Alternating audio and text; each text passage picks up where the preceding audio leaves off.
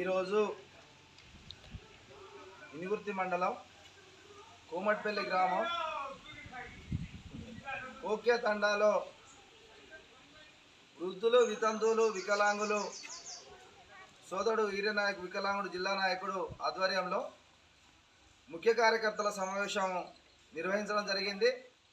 దీంట్లో భాగంగా ఇక్కడ ఉన్న వృద్ధులకు, వితంతువులకు, వికలాంగులకు విజ్ఞప్తి చేసేది ఏంటంటే, రాష్ట్ర ప్రభుత్వం ఏర్పడి 2 సంవత్సరాలు గడుస్తుంది. సుమారుగా అధికారంలోకి రాగానే 2000 పెన్షన్ 4000 ఇస్తామని, 4000 పెన్షన్ను 6000 చేస్తామని ప్రజలతో ఓట్లు వేయించుకొని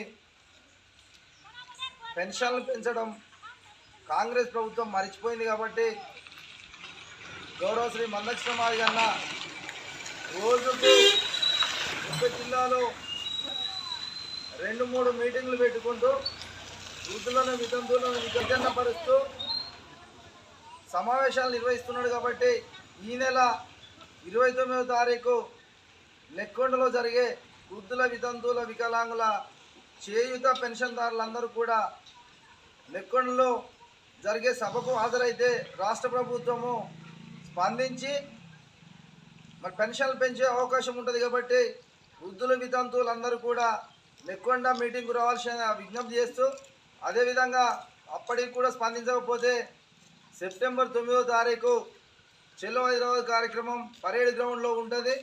దానికి ప్రతి ఒక్క వికలాంగులు 2000 పెన్షన్ తీసుకునే వాళ్ళందరూ కూడా, వృద్ధులు, వితంతువులు, గీత కార్మికులు, బీడీ కార్మికులు, తర్వాత చేనేత కార్మికులు, వికలాంగులందరూ కూడా ప్రతి గ్రామం నుండి ఒక బస్సు పెట్టుకొని హైదరాబాద్ వచ్చి రాష్ట్ర ప్రభుత్వాన్ని నిలదీసి మన పెన్షన్లు సాధించుకోవాల్సిందిగా వృద్ధుల, వితంతులు, పెన్షన్దారులందరికీ విజ్ఞప్తి చేస్తూ, నా పేరు పోలేపాక శంకర్, వికలాంగుల హక్కుల పోరాట సమితి రాష్ట్ర ఉపాధ్యక్షుడు. అందరికీ ధన్యవాదాలు.